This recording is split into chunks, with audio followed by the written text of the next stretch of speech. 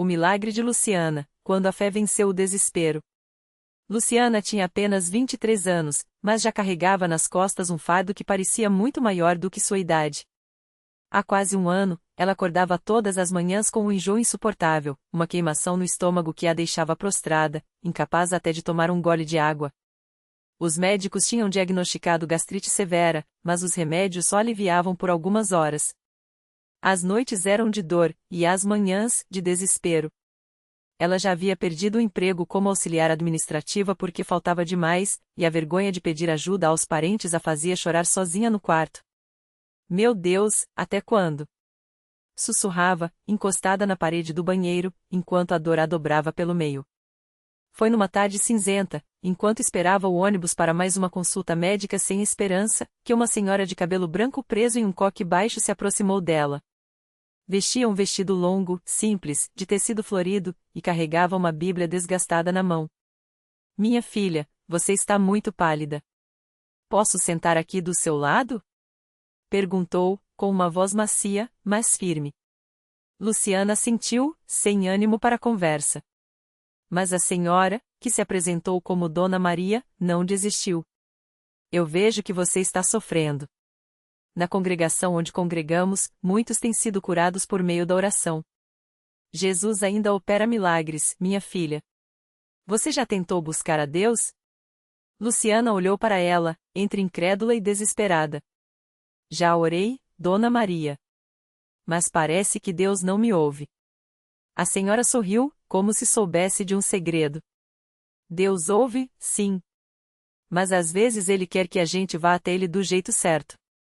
Venha conosco amanhã. A reunião é às 10 horas. Não precisa trazer nada, só o seu coração. E assim, sem entender muito bem como, Luciana se viu no domingo seguinte diante de um prédio simples, de paredes brancas, sem cruzes nem imagens, apenas uma placa discreta. Congregação Cristã no Brasil. Dona Maria a recebeu com um abraço apertado e a levou para dentro, onde irmãos e irmãs, todos vestidos com modéstia, as mulheres de saias ou vestidos longos, os homens de camisa social, cantavam hinos a capela, sem nenhum instrumento, apenas vozes unidas em harmonia. É assim que o Senhor gosta, Dona Maria sussurrou. Sem ostentação, só o coração. Luciana sentou-se num banco de madeira, no fundo, observando tudo. O ancião, um homem de rosto sereno e barba grisalha, dirigia a reunião com uma autoridade tranquila. Não havia sermões longos, nem gritos, nem emocionantes espetáculos. Só a palavra de Deus, lida com reverência, e orações que pareciam subir direto ao céu. Irmãos, disse o ancião, hoje temos entre nós uma visita que busca a Deus. Vamos orar por ela. Luciana sentiu o rosto queimar. Não estava acostumada a ser o centro das atenções, muito menos num lugar tão sagrado. Mas antes que pudesse protestar, uma irmã se levantou e começou a orar em voz alta, com uma fé que Luciana nunca havia visto. Senhor Jesus, tu que saraste os enfermos com uma palavra, olha para esta irmã que está aqui com dor e angústia. Dá-lhe fé, Senhor. Mostra que tu és o mesmo ontem, hoje e sempre. E então, um a um, os irmãos foram se levantando, cada um acrescentando uma súplica, uma promessa bíblica, um clamor. Luciana sentiu lágrimas escorrerem. Ninguém ali a conhecia, mas eles oravam por ela como se fosse da família. Você quer ser batizada? Perguntou Dona Maria, depois da reunião, enquanto tomavam um café simples na sala dos fundos. As águas do batismo têm poder, minha filha. É um novo nascimento. Luciana hesitou. Eu não sei se mereço. Dona Maria segurou suas mãos. Ninguém merece, minha filha. É graça. É amor. É Jesus estendendo a mão para você. Na semana seguinte, Luciana voltou. E na outra também. Aprendeu os hinos de cor, mesmo sem saber ler música. Ouviu testemunhos de irmãos que haviam sido curados de doenças, libertos de vícios, restaurados em seus lares. E, aos poucos, algo dentro dela começou a mudar. Eu quero ser batizada, disse ao ancião, numa tarde de sábado. O batismo aconteceu num rio limpo, cercado por irmãos que cantavam hinos de gratidão. Quando Luciana emergiu das águas, sentiu algo diferente. Não era a dor que havia sumido, ainda não, mas uma paz que ela não conhecia. Agora você é filha de Deus, disse o ancião, colocando as mãos sobre sua cabeça. Confie nele. Mas a prova maior viria no domingo seguinte. Luciana acordou como sempre, com o estômago em brasas. Gemendo, tentou se levantar, mas a dor a jogou de volta na cama. Não hoje, Senhor, chorou. Não hoje. Dona Maria havia lhe falado sobre a Santa Ceia, que seria celebrada naquele dia. É o corpo e o sangue de Cristo, minha filha. Tem poder. Ela se arrastou até o banheiro, lavou o rosto com água fria e vestiu o vestido longo que Dona Maria lhe dera. Chegou à igreja tonta, suando frio, mas determinada. O culto transcorria como sempre, hinos, orações, a leitura da Bíblia. Quando chegou a hora da Santa Ceia, o ancião partiu o pão e serviu o vinho, enquanto os irmãos se aproximavam em silêncio reverente. Isto é o meu corpo, que é dado por vós, disse o ancião, entregando-lhe o pedaço de pão. Faça isto em memória de mim. Luciana comeu, com fé. Depois, tomou o cálice. E então, aconteceu. Não foi um estrondo, nem um clarão. Foi uma onda de alívio, como se uma mão invisível tivesse tirado um peso de dentro dela.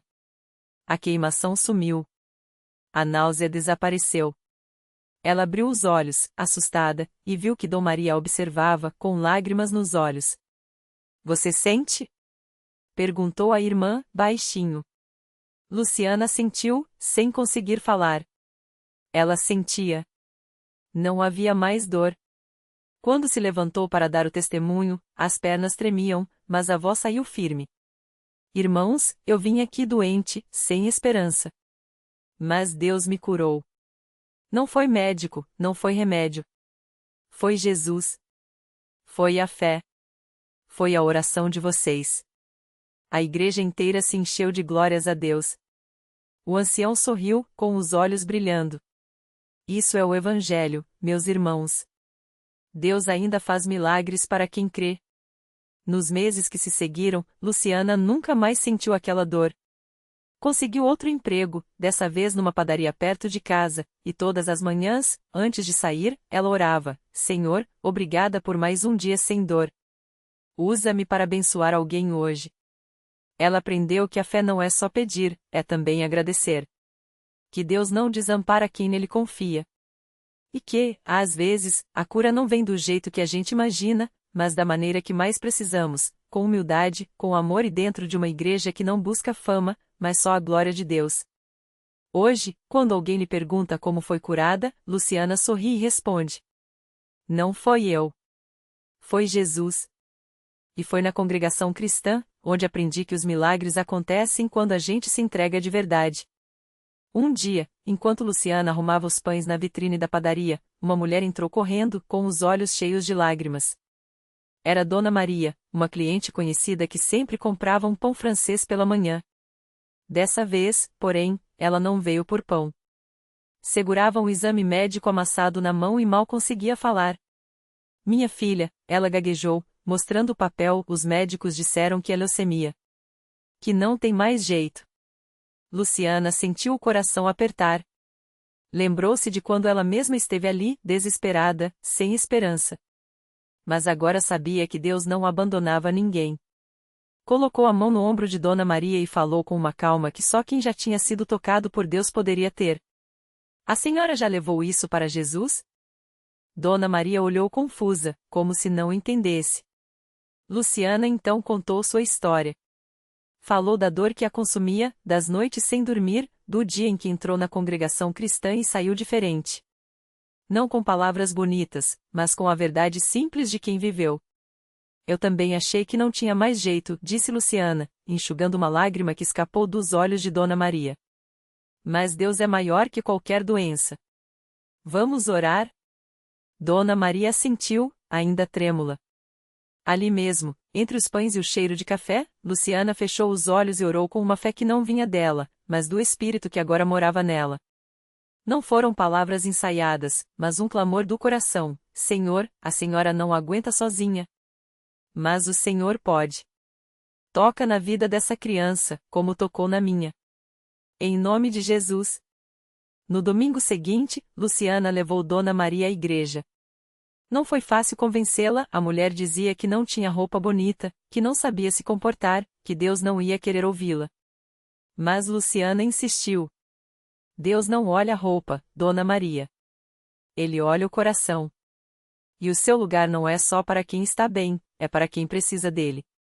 Quando entraram na congregação cristã, Dona Maria se surpreendeu. Não havia show, não havia palmas, não havia ninguém se exibindo. Só irmãos simples, cantando hinos com voz sincera, e um silêncio que falava mais que 1000 sermões. O pastor leu a Bíblia com uma autoridade que vinha de cima, e Dona Maria sentiu algo que nunca tinha sentido antes: paz. Naquela noite, depois da reunião, muitas irmãs se aproximaram. Não para julgar, não para perguntar detalhes da doença, mas para abraçar, para dizer: a senhora não está sozinha. Nós vamos orar com a senhora. Uma semana depois, Dona Maria voltou com notícias. Os médicos tinham repetido os exames. Os números estavam diferentes. Não era um engano, não era um milagre médico. Era Deus. A leucemia da menina havia regredido de uma forma que os próprios médicos não conseguiam explicar. Eles disseram que a remissão espontânea, contava a Dona Maria, chorando de alegria. Mas eu sei que foi Jesus. Foi aqui, nessa igreja, que tudo mudou. Luciana sorriu, lembrando de quando ela mesma tinha dito as mesmas palavras. Agora entendi ainda mais: Deus não escolhe pessoas especiais para fazer milagres. Ele escolhe pessoas disponíveis. Pessoas que, mesmo com medo, mesmo com dúvidas, se entregam e deixam ele agir. Hoje, Dona Maria e sua filha estão na igreja todo domingo. A menina, antes fraca e pálida, agora corre pelos bancos, brincando com as outras crianças. E Luciana? Continua na padaria, mas com um propósito maior. Toda vez que alguém entra com um rosto carregado, ela já sabe o que fazer: oferecer não só um pão, mas uma palavra de fé. Porque ela aprendeu que milagre não é só a cura do corpo. É a transformação da alma. É ver uma mãe que não tinha esperança agora cantando louvores.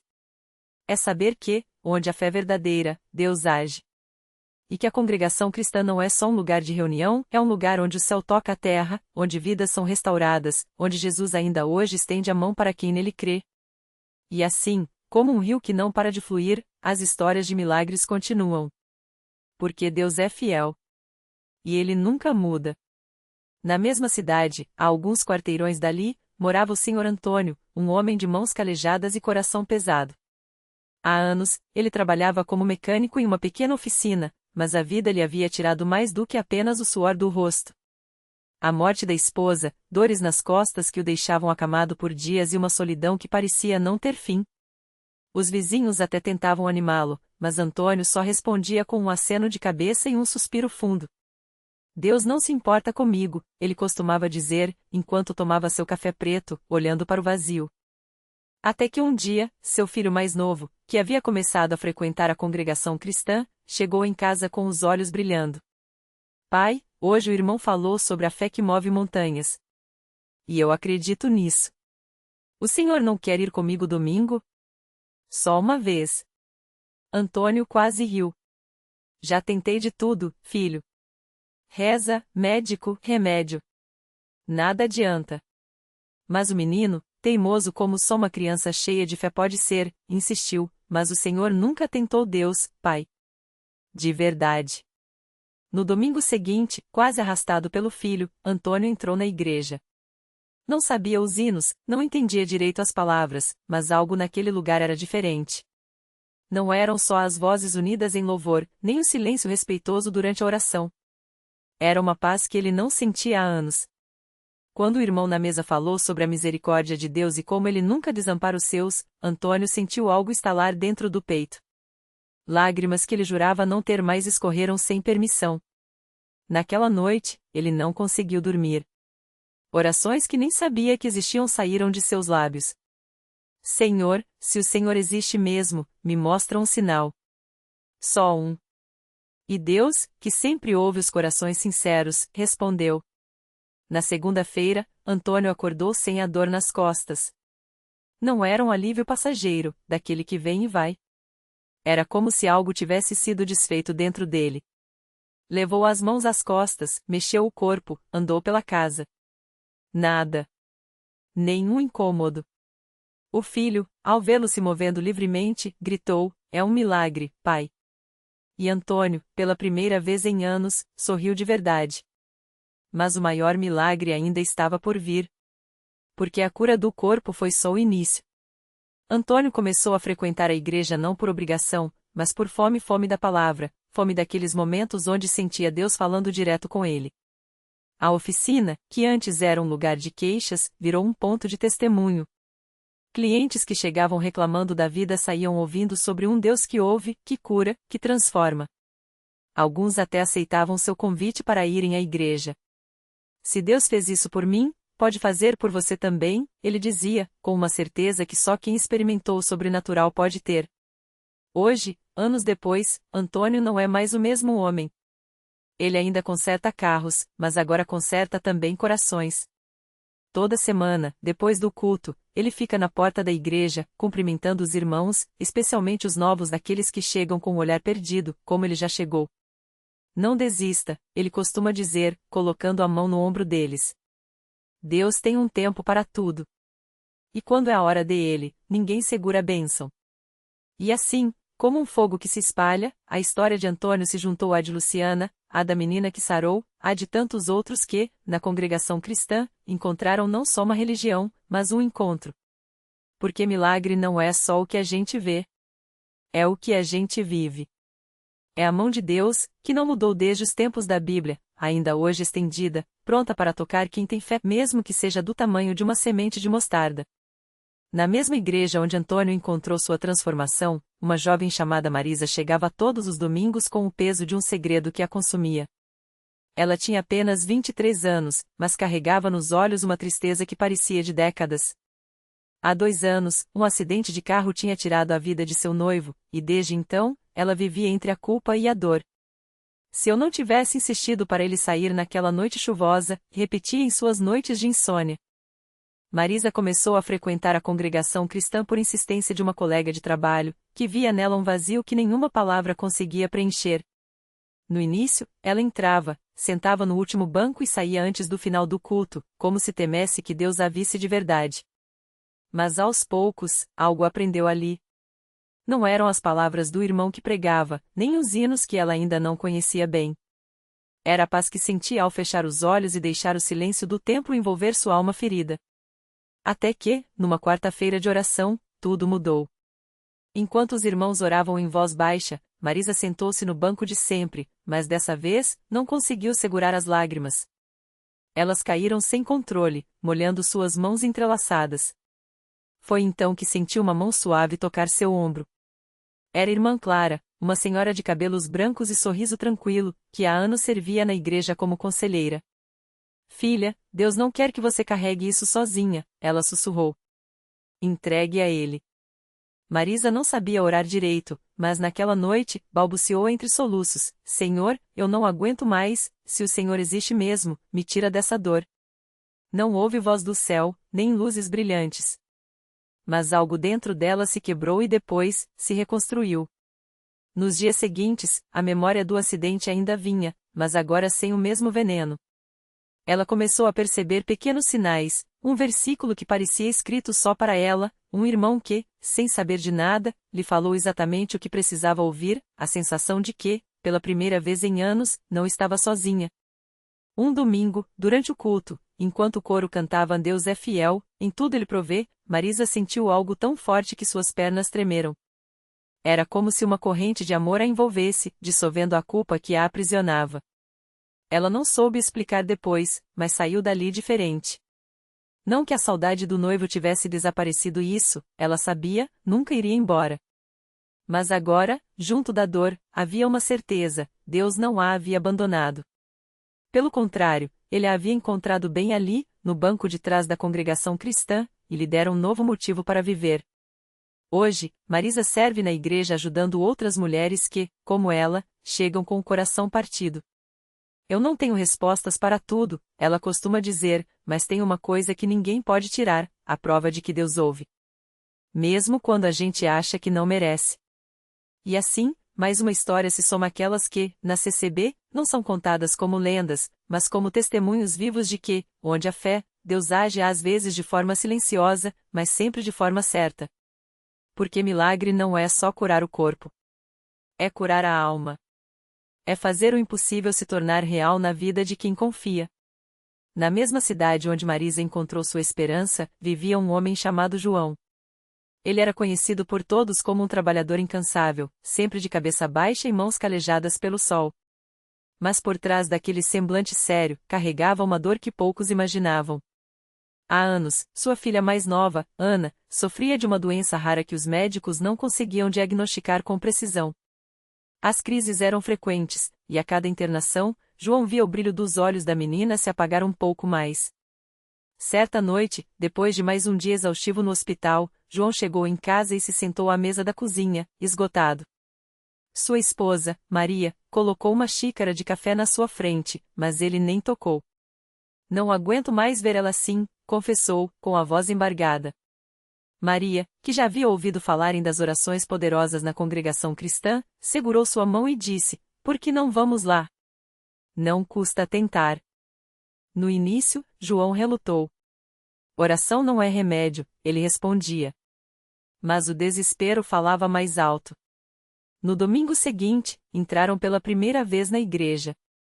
João se sentou no fundo, de braços cruzados, como se quisesse se proteger de qualquer esperança que pudesse nascer ali. Mas quando os irmãos começaram a cantar os hinos, algo dentro dele se mexeu. Não eram palavras bonitas, era como se cada nota carregasse uma força que ele não conseguia explicar. Na hora da oração, um ancião se aproximou e colocou a mão no ombro de João. "Deus sabe do seu sofrimento, irmão. Ele não esqueceu de você." João sentiu as lágrimas queimarem seus olhos. Não era um homem de chorar, mas ali, naquele momento, não teve forças para segurar. E quando o ancião orou por Ana, pedindo a cura não apenas do corpo, mas da angústia que dominava aquele lar, João sentiu algo que não sentia há muito tempo: paz. Naquela mesma noite, Ana teve uma crise mais forte. João e Maria correram com ela para o hospital, o coração aos pulos. Mas dessa vez, algo foi diferente. Os médicos, depois de vários exames, ficaram perplexos. Os sinais vitais da menina, que antes eram instáveis, começaram a se normalizar. "Não entendemos", disse um deles, "mas ela está respondendo como nunca antes." Dias depois, Ana recebeu alta. Os exames não mostravam mais os mesmos problemas de antes. Os médicos chamaram de remissão espontânea, mas João e Maria sabiam a verdade. No domingo seguinte, eles voltaram à congregação, dessa vez com Ana ao lado, sorrindo e segura pela mão do pai. João, que antes duvidava, agora não tinha palavras. Só conseguia repetir: "Deus é fiel. Deus é fiel." Hoje, Ana é uma adolescente saudável, cheia de sonhos. João, que antes evitava falar de fé, agora é um dos que mais incentivam os irmãos a não desistirem, não importam quão difíceis sejam as batalhas. "Eu já pensei que Deus só ouvia os outros", ele conta, "mas ele ouviu o meu clamor também." E não foi com trovões ou sinais no céu, foi no silêncio do coração de uma criança que voltou a viver. E assim, como Marisa, João aprendeu que na congregação cristã, os milagres não são contados como histórias do passado. São vividos, sentidos, compartilhados. Porque quando a fé encontra a graça, até o impossível se curva não por merecimento, mas por amor. E esse amor, eles descobrem todos os dias, nunca falha. O milagre se completou não no dia em que Ana abriu os olhos após meses em coma, nem quando os médicos, atonitos, declararam sua recuperação inexplicável. Foi quando, anos depois, ela segurou a mão do pai no culto e sussurrou: "Pai, Deus não só me deu vida de volta. Ele me deu uma razão para vivê-la." João então entendeu: o verdadeiro milagre não era apenas a cura, mas a transformação que ela trouxe em sua família, na igreja, até em si mesmo. Aqueles que antes viam a fé como um refúgio para os fracos agora a enxergavam como a única força capaz de sustentar o que a lógica não explica. Marisa, a irmã que orou sem cessar, sorria ao ver Ana ensinando crianças na escola dominical, repetindo a mesma promessa que a salvou: "Confia, mesmo quando não enxergas." João, o homem que duvidava em silêncio, hoje é o primeiro a estender a mão aos que chegam quebrantados, dizendo: "Se Deus fez por mim, fará por você. A lição: os milagres não são prêmios para os perfeitos, mas provas de que o amor de Deus não depende de nós, depende dele. Às vezes, ele age no silêncio de um quarto de hospital, outras, na teimosia de uma oração repetida à exaustão. O que importa é que, no fim, a fé não nos livra das tempestades, mas nos ensina a dançar na chuva. E assim, entre lágrimas e risos, a família de Ana aprendeu: Deus não muda as circunstâncias para nos provar, Ele as usa para provar a si mesmo. Porque quando a graça encontra a fraqueza humana, até o impossível se rende, não por merecimento, mas por um amor que escolheu nos amar primeiro. E esse amor, eles sabem agora, é a única certeza que nunca falha.